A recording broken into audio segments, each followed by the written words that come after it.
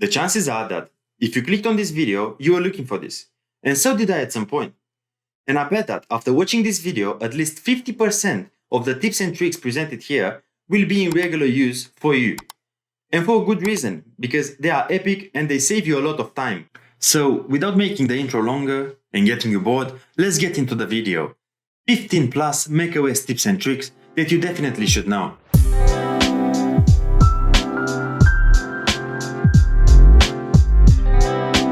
Spotlight Search. This is an amazing tool to use with your Mac. You can either open it by pressing the icon on the top right part of the screen next to the Wi-Fi icon, or simply do so by pressing Command plus Space. You can use it to open apps or folders, do maths such as 1+1 or complicated ones that involve parentheses. It can do money conversions such as pounds to American dollars or any currency to any currency. It even works as a dictionary and even show you the weather anywhere. Also, what I find really useful is that you can directly search the web from Spotlight. Switching between apps.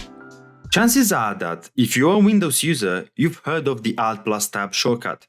It also exists on macOS as Command plus Tab. As a bonus, if you press Q while focusing on an app, it will completely shut it down. Another way of switching between apps. If you want another awesome way to switch between apps, just swipe up 3 fingers on your trackpad. You'll get a better view of the apps opened than the Command plus Tab feature. Function keys on MacBooks with TouchBar. If you ever found yourself in need of the function keys and you think you don't have them anymore, well, you're wrong. Simply by pressing the FN key on your keyboard, the function keys will appear instead of the TouchBar icons. Making an app full screen easier. If you ever thought that making an app full screen takes a lot of time as you have to press on the green dot on the top left of the app, then you definitely don't know about this shortcut. Simply press Ctrl plus Command plus F to maximize or minimize an app. Split screen mode. Yes, macOS can do split screen as well. And it's bloody easy. You must have the apps that you intend to use opened. Go to one of them and long press the green dot on the top left of the app. Press Tile Window to the left or right of the screen, then select the other app. And you are done. To exit the multitasking mode, press the green dot on the app that you wish to keep on the screen. Hot corners. This is a quick way to perform some actions. Open System Preferences, go to Desktop and Screensaver. On top of the tab, press the Screensaver button. Then down of the bottom right, you have the Hot Corners option. You can assign awesome features to your Mac, and simply by dragging the mouse to the specific corner that you've chosen, it will perform your desired task, such as locking the screen. Hiding an app. Press Command plus H to hide the app that you are currently focusing. Activate it back by selecting it with the Command plus Tab feature or by pressing on its icon on the DockBar. Using stacks to organize your desktop. Right-click on the desktop and activate stacks. This is a great way to keep your desktop clean and tidy. Apps will be sorted by categories and will expand once you press on any individual category. Screenshot or video recording. I bet most of you don't know about the ability to take a screenshot on a Mac. Or if you do, I'm sure you don't know that you can record the screen. Press Command plus Shift plus 3 for a full screenshot. Press Command plus Shift plus 4 to have the ability to select a portion of the screen. Finally, press Command plus Shift plus 5 to take a video recording of your desktop. YouTube Picture-in-Picture.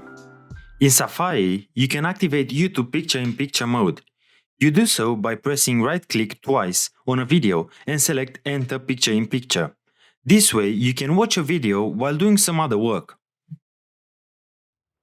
Changing the folders icon. I think everybody knows that you can change the folders icon on Windows, but this is possible on macOS as well. First, you need to download the picture.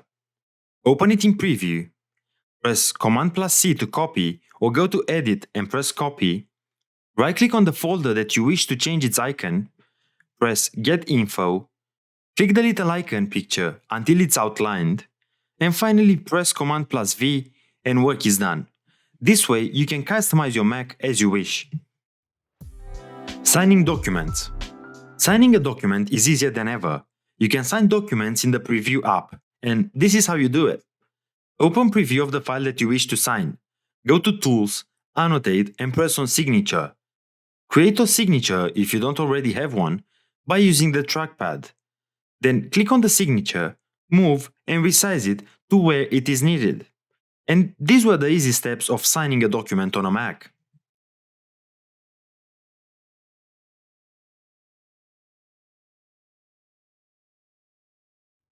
Using emojis with the newer MacBooks. We all love the iPhone's emojis, and now with the newer generation of old keyboards, we have them with us on a button.